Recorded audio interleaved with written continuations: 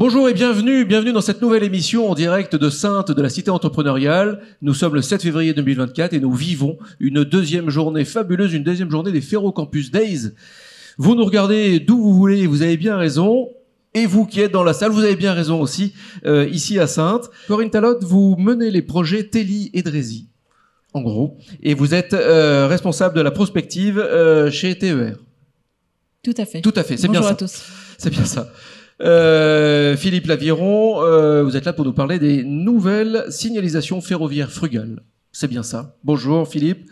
Et Olivier Lecornec, vous allez nous parler de Ferromobile.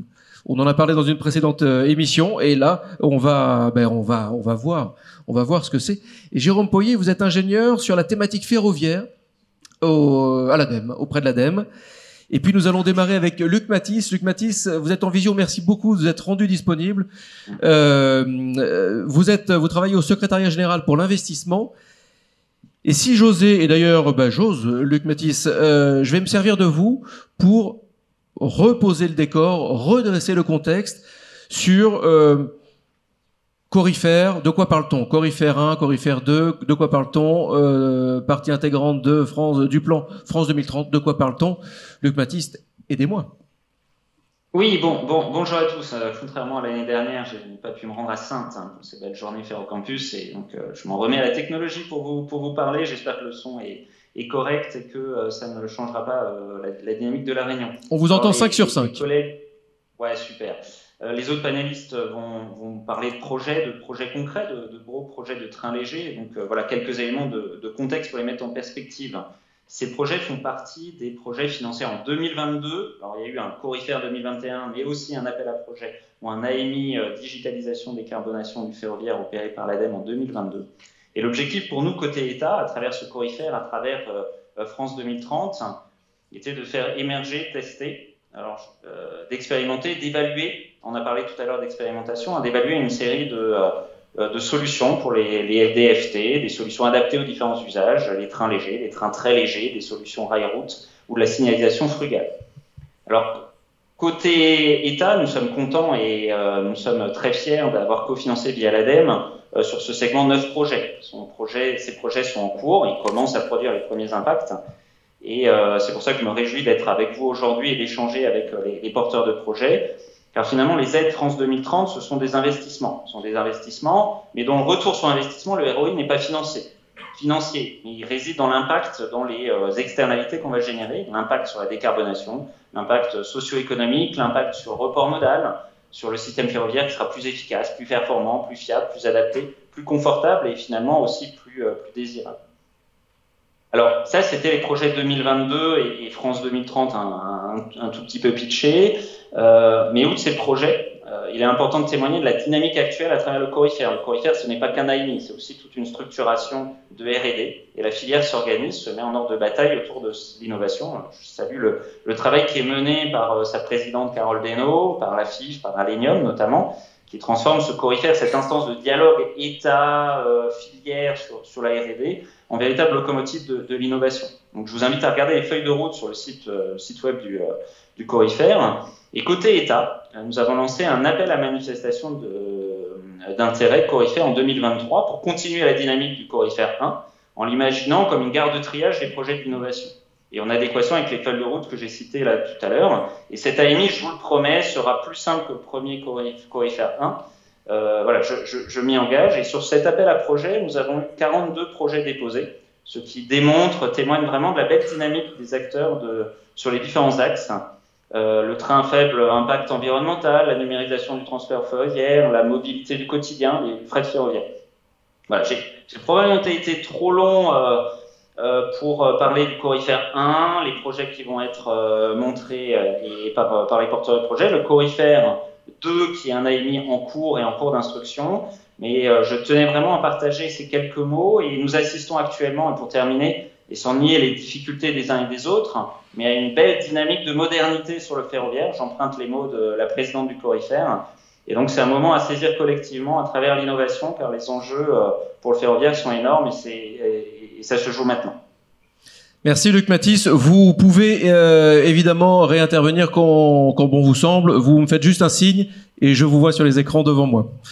Et nous allons illustrer cette belle dynamique. On va démarrer avec vous, Corinne Talotte. Est-ce que vous pouvez nous partager des détails sur l'avancement concret autour du projet Teli, s'il vous plaît? Alors effectivement, on est vraiment engagé sur le développement d'innovation pour les petites lignes avec le soutien du Corifer et de l'ADEME. Alors nous sommes vraiment convaincus qu'il n'y a pas une solution unique. C'est pour ça que vous verrez plusieurs membres de la famille des trains légers aujourd'hui. Le premier donc de la série, c'est donc Teli, le train léger innovant. Teli, c'est quoi? C'est repenser vraiment le ferroviaire sur le fond, au service des petites lignes. L'objectif, c'est de pouvoir offrir aux voyageurs beaucoup plus de fréquences. Bien sûr, de relever le défi de l'équation économique des petites lignes. Donc, offrir plus de fréquences. C'est une solution qui est nativement décarbonée. Donc, dès le départ, on la pense décarbonée. Ce qui la caractérise, c'est qu'elle est compatible avec les autres types de circulation. Donc c'est un train qui pourra rouler sur les lignes actuelles, même s'il y a d'autres types de trains. Ça, c'est vraiment sa caractéristique. Donc c'est un projet qui est mené avec 11 partenaires, dont le Ferrocampus. Je dirais qu'il avance bien. Hervé a tout à l'heure cité les expérimentations qui vont démarrer sur un train existant. Donc c'est une approche pragmatique, concrète. On va tester des briques technologiques sur des trains existants pour avancer dans ces développements. Et fin 2024, on aura un cahier des charges de ce train innovant et donc au service des régions qui souhaiteront lancer des consultations et des appels d'offres sur ces nouveaux matériels. Et puis aussi petit scoop, ici au Ferrocampus, vous aurez d'ici un an aussi un démonstrateur, donc avec des maquettes. Vous verrez les technologies. Donc c'est de l'innovation qui est à la fois technologique. Je peux citer par exemple l'innovation sur la liaison au sol, qui est l'interface finalement entre les roues et puis l'infrastructure. Elle est pensée, elle est développée par une société de Nouvelle-Aquitaine qui s'appelle Texelis et qui va permettre de réduire l'agressivité du train sur l'infrastructure et donc de réduire les coûts sur l'infrastructure. Mais c'est aussi de l'innovation de service, et nous, côté TER, on pousse beaucoup pour ça.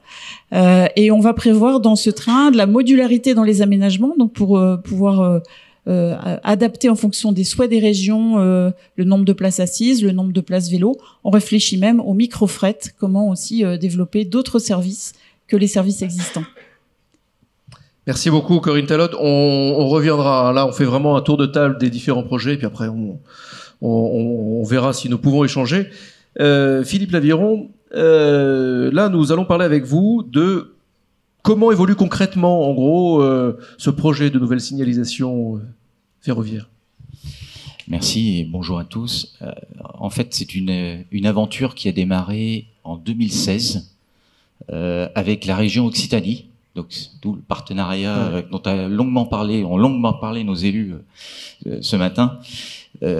En fait, on apporte sur cette nouvelle signalisation frugale des innovations qui sont déjà concrètes dans d'autres domaines d'activité, en particulier la localisation satellitaire, en fusion de données, senseurs avec des systèmes inertiels qui nous vient tout droit de l'aéronautique, et dans le sud-ouest, on est quand même une férue d'aéronautique. Mais ça associe aussi l'utilisation des télécommunications publiques cybersécurisées, qui est aussi quelque chose qui existe dans d'autres domaines, et dans le ferroviaire. C'est une technologie qu'on développe par exemple pour le Grand Paris. Alors c'est pas avec la SNCF, mais pas très loin quand même, on est dans un domaine ferroviaire. On amène aussi la surveillance des passages à niveau, et cette surveillance, c'est un projet qui a été lancé en 2020, avant même le Corifer, avec la région Aquitaine, projet Stark, dont certains membres du consortium sont dans la salle aujourd'hui, qui a été fait aussi avec le Ferrocampus. C'était d'ailleurs le premier projet, à la naissance du Ferrocampus, le premier projet qui a été présenté et soutenu par la région. Donc ce sont des innovations, comme je vous l'ai dit, avec des preuves de concept qui, pour certaines, ont été démontrées, pour d'autres, restent encore à démontrer. C'est un long parcours, comme je l'ai dit tout à l'heure. Moi, je suis passé par l'automobile, j'ai passé 20 ans de ma carrière dans l'aéronautique, et je pense que le domaine ferroviaire, il y a un niveau de sécurité supplémentaire qui est encore au-dessus de l'aéronautique, dû au simple fait que on transporte encore plus de personnes dans un train qu'on en transporte dans un avion. Alors même si pour les lignes de desserte fine du territoire, on parle de plus petits trains, où on peut probablement alléger un certain nombre de contraintes et d'exigences, ça reste quand même un domaine où la sécurité prime. Donc on doit amener cette nouvelle signalisation ferroviaire tout en respectant aujourd'hui toutes les exigences, des cahiers des charges qui sont pas du tout adaptés à ces petites lignes. On parle de lignes sur lesquelles il y a souvent pas de signalisation. Et donc mettre des nouveaux trains sans signalisation, vous n'aurez pas la qualité de service, vous n'aurez pas la sécurité qui est requise. Et donc le projet que nous menons au travers de la nouvelle signalisation ferroviaire frugale, avec 5 partenaires, dont Ferrocampus, est justement de garder toutes ces exigences et de mener jusqu'à la démonstration laboratoire. Il nous montrera après, il faudra encore aller un peu plus loin après le projet, mais comme j'ai dit, c'est une longue démarche, mais on aura fait au moins, avec l'ADEME, la démonstration laboratoire que cette solution peut fonctionner. Et pour y arriver, on va en même temps équiper le train Teli de l'intelligence à bord nécessaire à mettre en œuvre cette signalisation ferroviaire frugale demain. Donc Teli, dans son développement, va mettre en service, ça a été rappelé aussi tout à l'heure, un train équipé, un X73-500 qui va être équipé, qui devrait rouler normalement ce trimestre. À bord de ce train vont être installés tous les équipements qui préfigurent tout ce qui sera nécessaire à mettre en œuvre la signalisation ferroviaire frugale, dans le but de rétrofiter des trains existants, mais également de préparer l'arrivée de Teli avec des niveaux d'automatisation bien supérieurs. Donc c'est un terrain de jeu. Donc on a commencé en 2016, qui se poursuit avec plusieurs projets en parallèle. On voit qu'on est sur du temps long. Ouais. Voilà.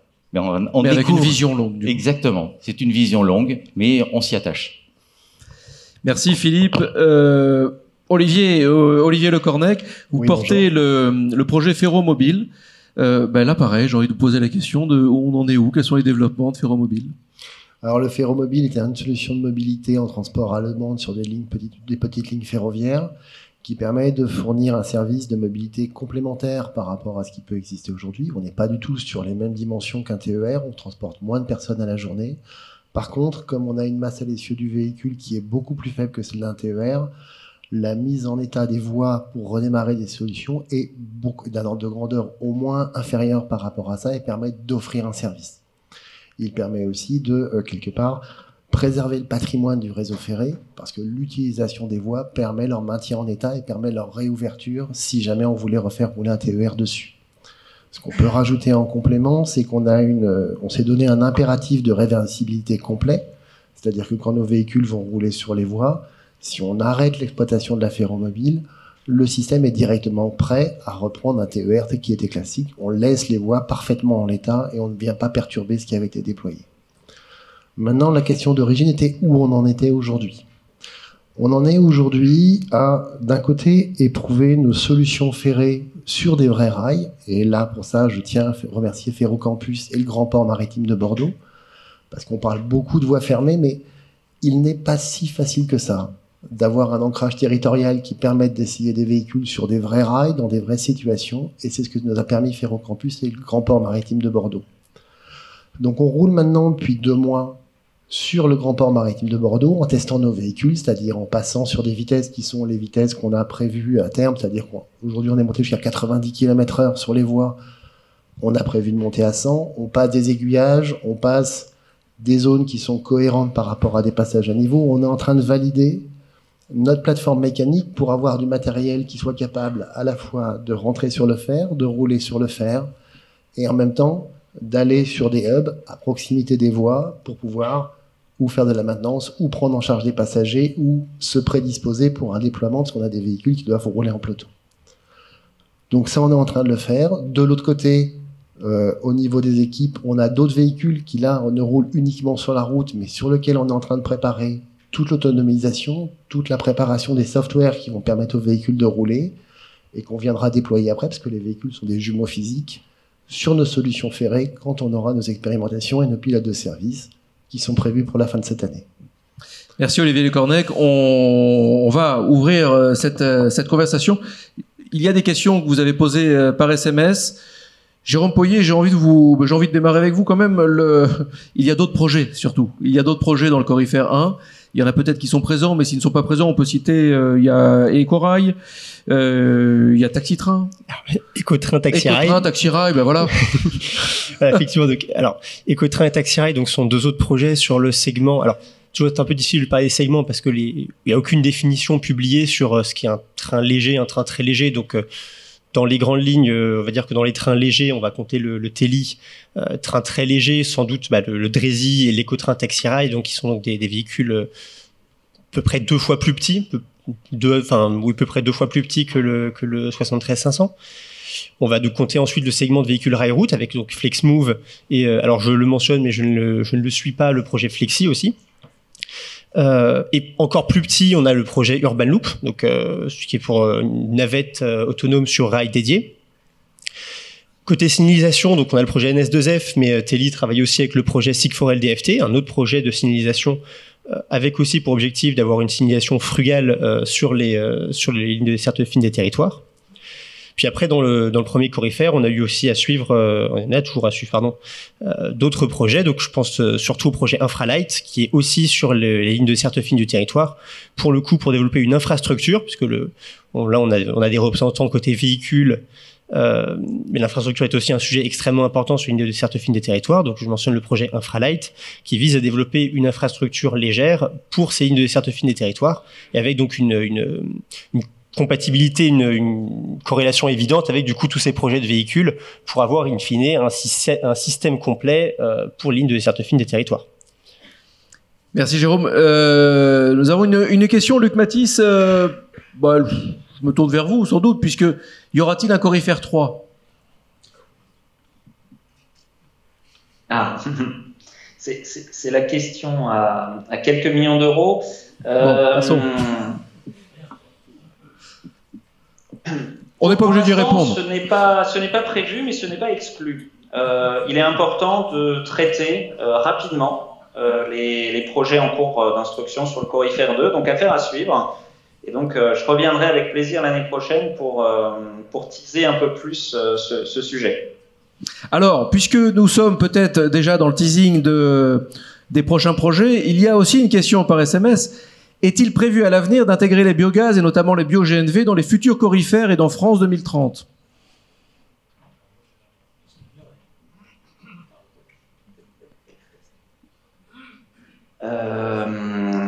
Alors sur le Corifère, alors nous avons des textes, des cahiers des charges finalement assez génériques qui prennent peu d'options technologiques.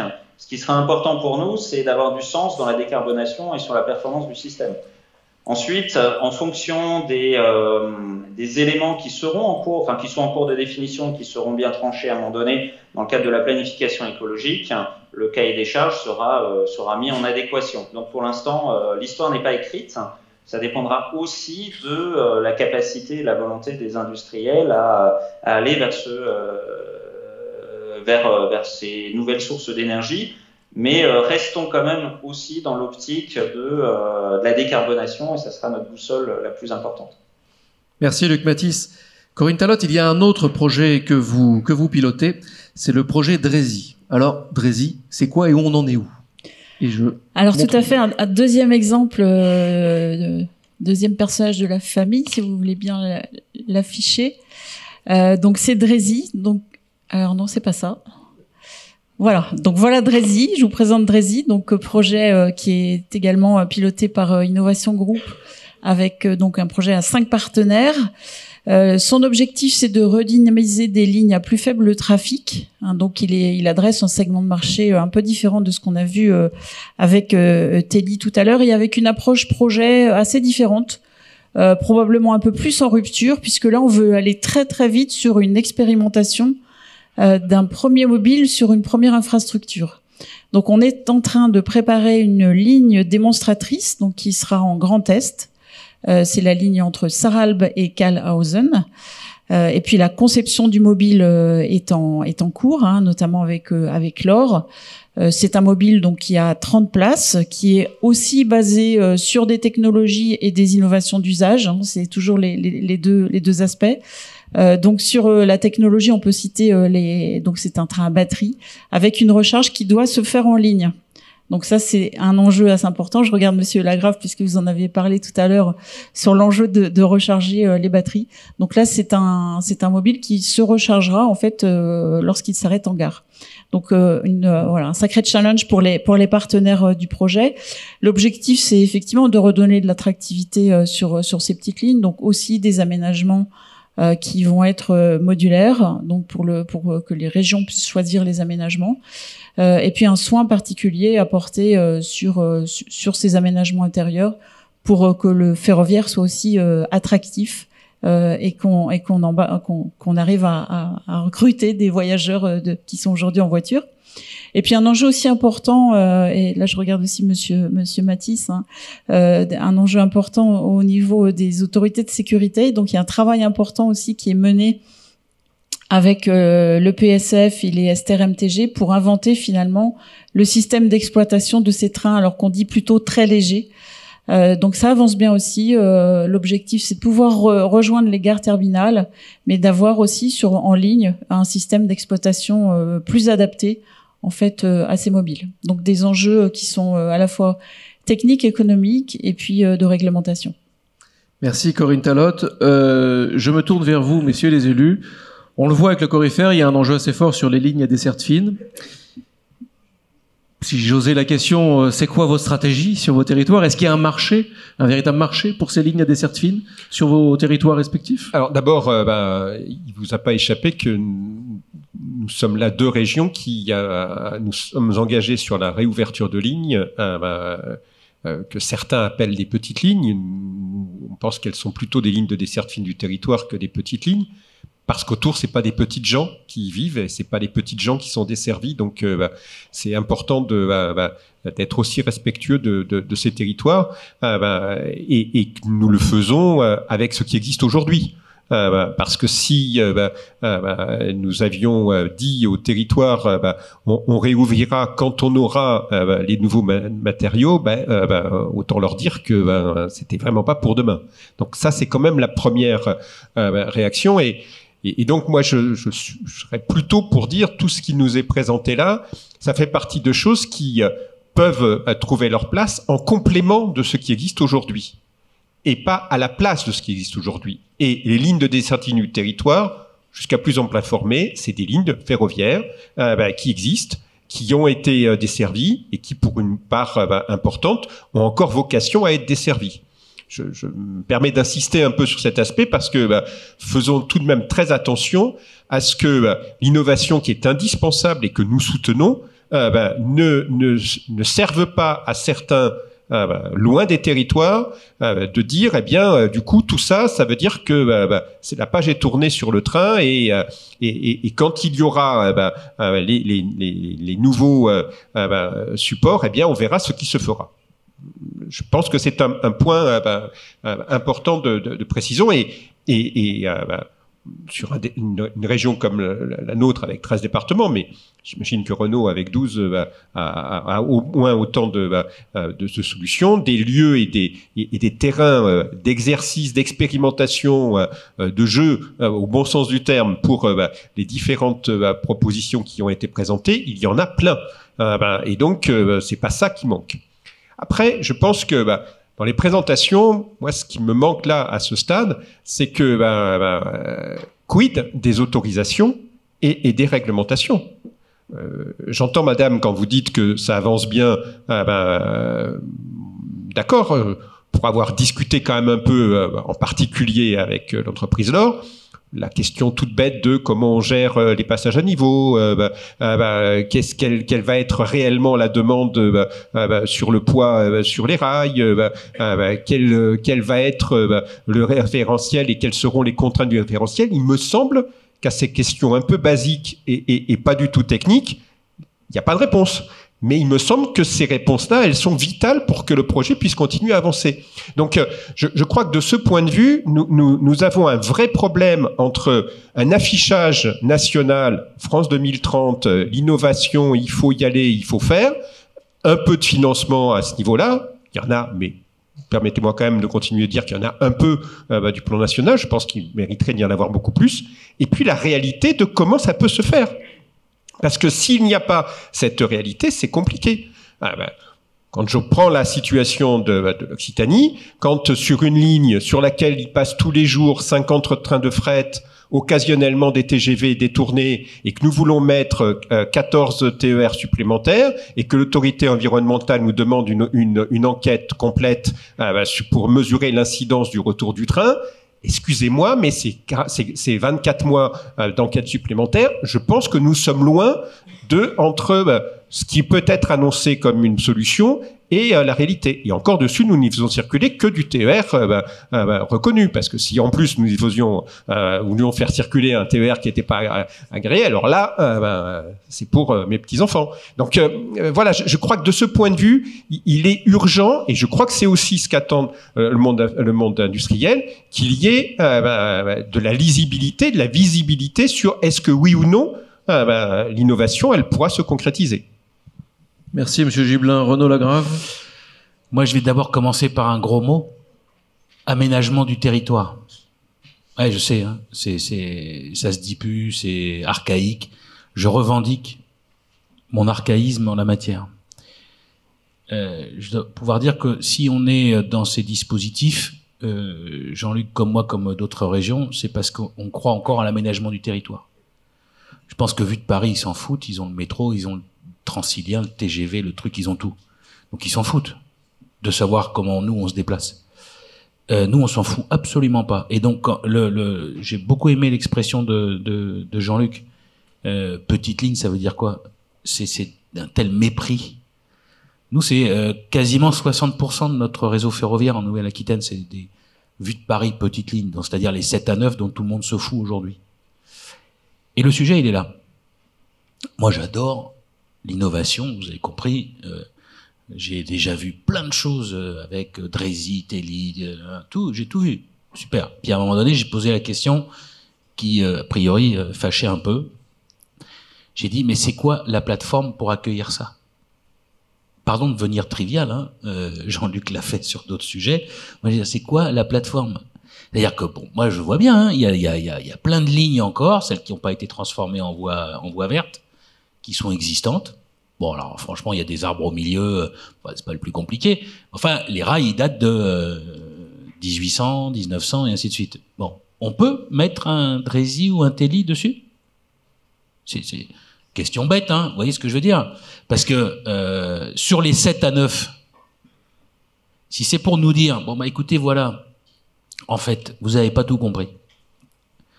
Sur les 7 à 9, on va vous mettre du Telly, du Drézy, qui, en fait, va éviter qu'on refasse des travaux sur les 7 à 9. Encore une fois, j'ai passé l'âge des caramels mous. Parce que ça veut dire que, grosso modo, à la fin, vous lourdez tout ce qui, de près ou de loin, ressemble à du fret. Or, sur les 7 à 9, il y en a. Et en parallèle à ça, ça vous évite de faire des travaux. On a compris, hein, on n'est pas non plus né de la dernière pluie, on n'est pas des lapins de 6 semaines, on a pigé l'objectif qui était de dire on fera encore moins de travaux que ce qu'on fait aujourd'hui. Donc, si c'est ça le deal, je vous dis tout de suite, hein, vous pouvez venir nous voir avec un cahier des charges fin 2024, les régions doivent s'engager à hauteur de temps pour faire une étude nouvelle, machin et tout, et puis dans 10 ans, vous aurez un Telly ou un Drézy. La réponse sera non. Je vous le dis tout de suite, hein, c'est pas la peine de venir me voir. Enfin, en tout cas, je parle pour Renaud Lagrave, là. Hein. J'ai pas parlé au nom de mon président. En tout cas, pour le vice-président, moi, je vous dis, la réponse est non si on n'a pas aujourd'hui, et c'est pas une surprise, hein, pour les équipes de la SNCF qui s'occupent de ça. C'est absolument pas une surprise parce qu'on s'est vu à plusieurs reprises et j'ai dit exactement la même chose. Pas l'habitude de dire dans un bureau, puis de dire le contraire sur scène et lycée de Versailles, hein. On s'est compris? Donc, moi, je dis toujours la même chose. Invariablement. C'est quoi qu'est-ce qu'il y aura à faire sur les lignes pour pouvoir accueillir ce type de train? Et c'est là où, aujourd'hui, il faut qu'on ait une vision qui soit partagée. Pourquoi je dis ça? sur des lignes qui se réouvrent ou des régénérations qui sont faites. Quel potentiel vous avez d'usagers? Les études qui sont faites aujourd'hui, est-ce qu'elles correspondent à la réalité de ce qu'on vit sur le terrain? Enfin, il y a toute une gamme de choses sur lesquelles il faut qu'on s'entende.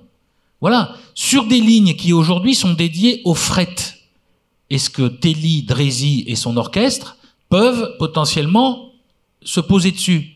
Bon, nous on vient de rouvrir Niortoir.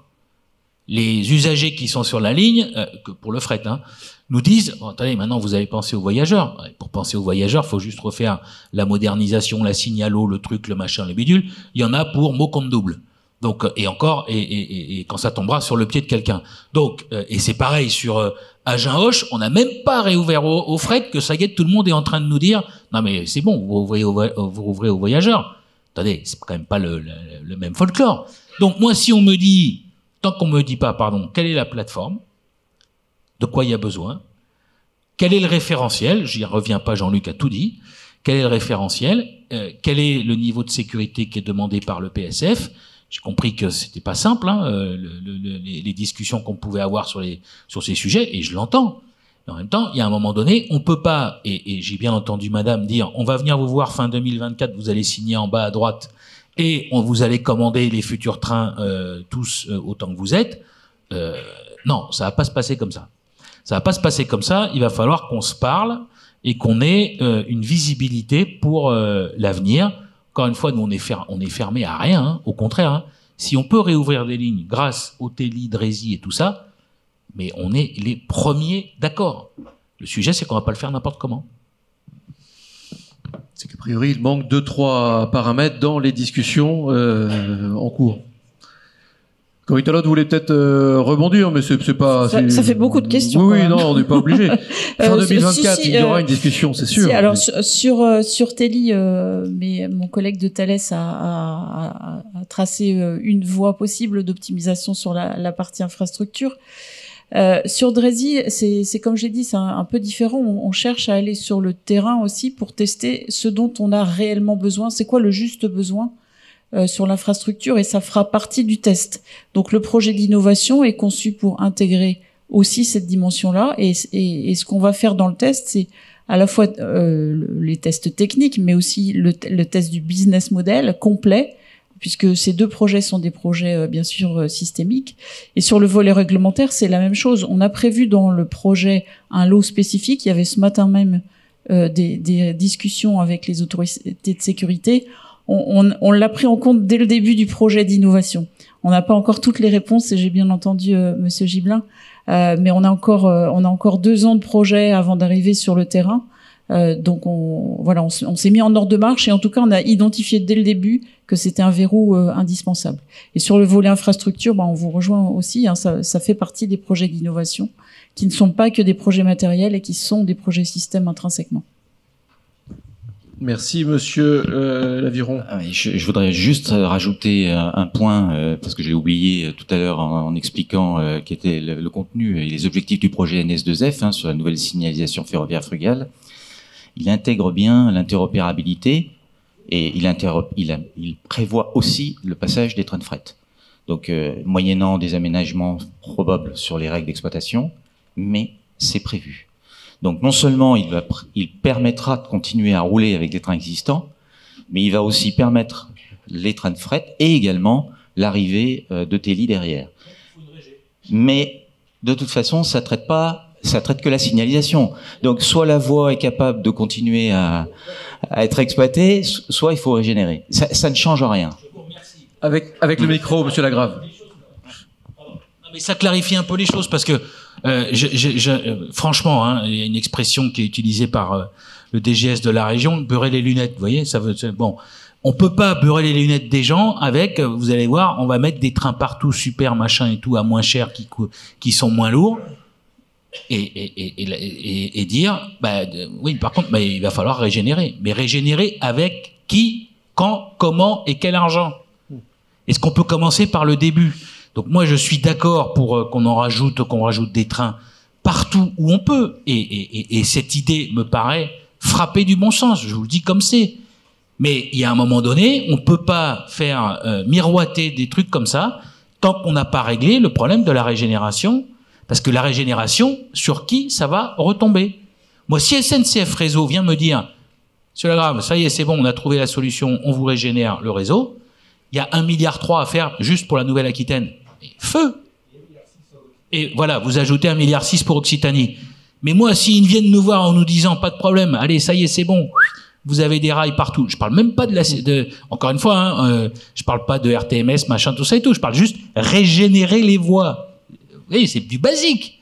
Et à ce moment-là, mais allons-y, quoi. Que ce soit du TER, du DRESI, du TELI, mais nous, on est volontariste absolu. Mais s'il n'y a pas la plateforme, bon, écoutez, faut juste qu'on arrête de faire rêver les gens, surtout en temps ferroviaire. Tout à l'heure, vous avez dit, c'est un temps extrêmement long, hein. Jérôme Poyet, là, il manque effectivement un maillon, peut-être dans le bon fonctionnement entre l'innovation, entre la mise en action, la mise en expérimentation, et derrière où est-ce que ça va aller, comment ça va aller? Alors, je vais pas avoir du mal à parler sur la partie déploiement et toutes les questions de financement sur la rénovation de l'infrastructure. On est hors de mon périmètre, on est hors de l'innovation ferroviaire sur ces véhicules légers, en tout cas tel que je peux l'avoir de là où je suis, de vue de Paris. Par contre,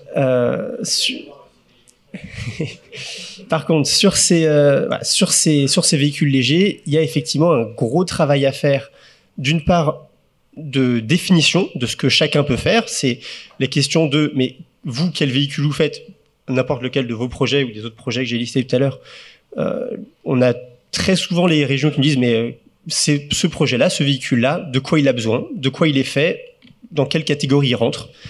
Et donc aujourd'hui, c'est des questions qu'on transmet, sur lesquelles on essaie de faire travailler les porteurs de projets ensemble, et sur lesquelles voilà, il y a un travail de définition des contours à faire. Alors, dans les grandes lignes, tout à l'heure ça a été dit, TELI peut être compatible, peut circuler même en bout de ligne avec des trains. Enfin, il est d'une taille comparable à l'existant, donc a priori pas trop d'évolution.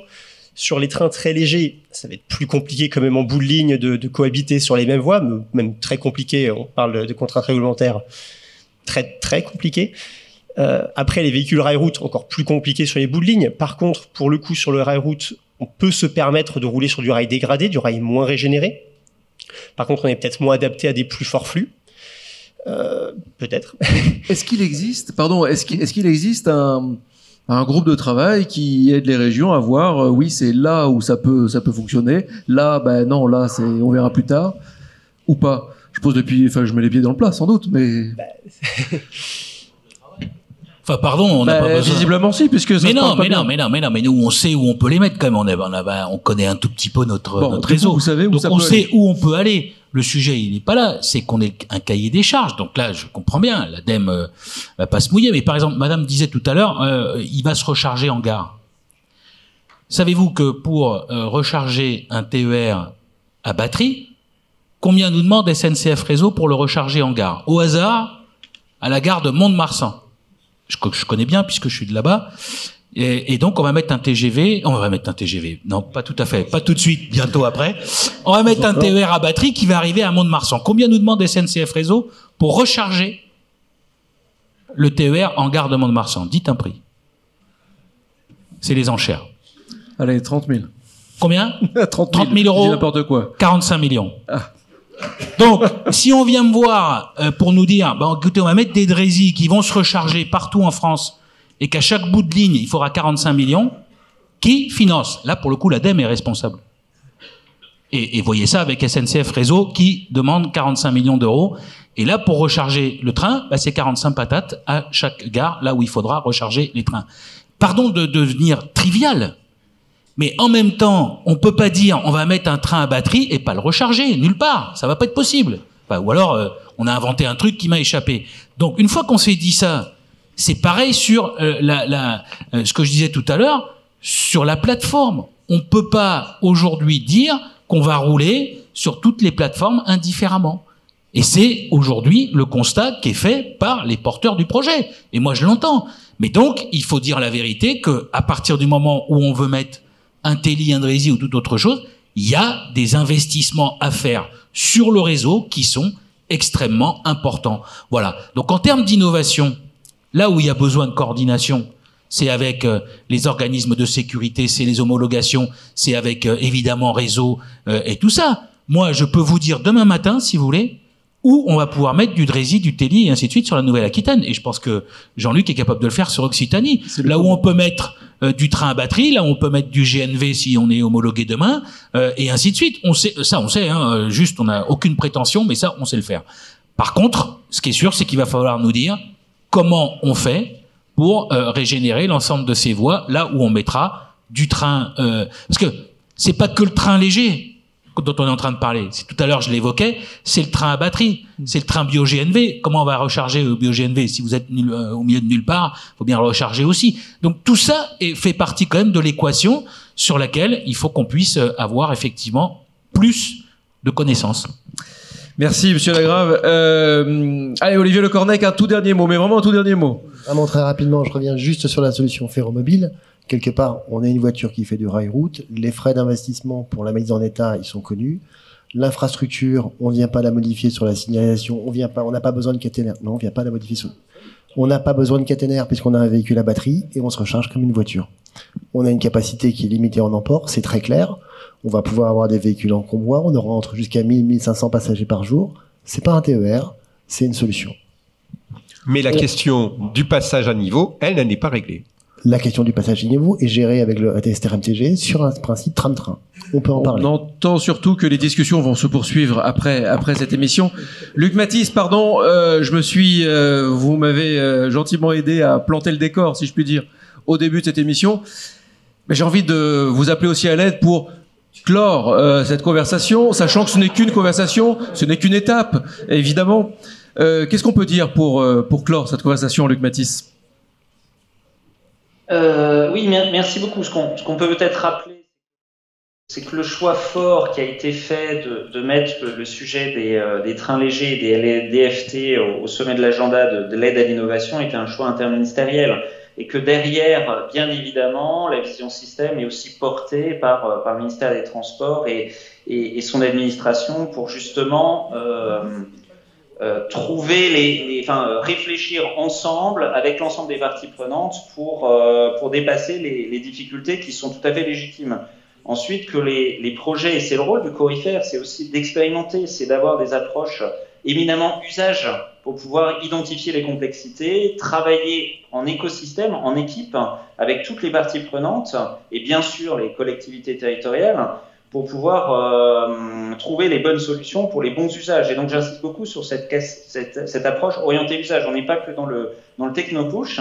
Et oui, c'est complexe, mais les enjeux sont là, encore une fois, je le répète, et qu'il nous appartient collectivement d'y travailler, mais finalement, ce choix des LDFT est un choix qui est fort, mais il faut transformer l'essai.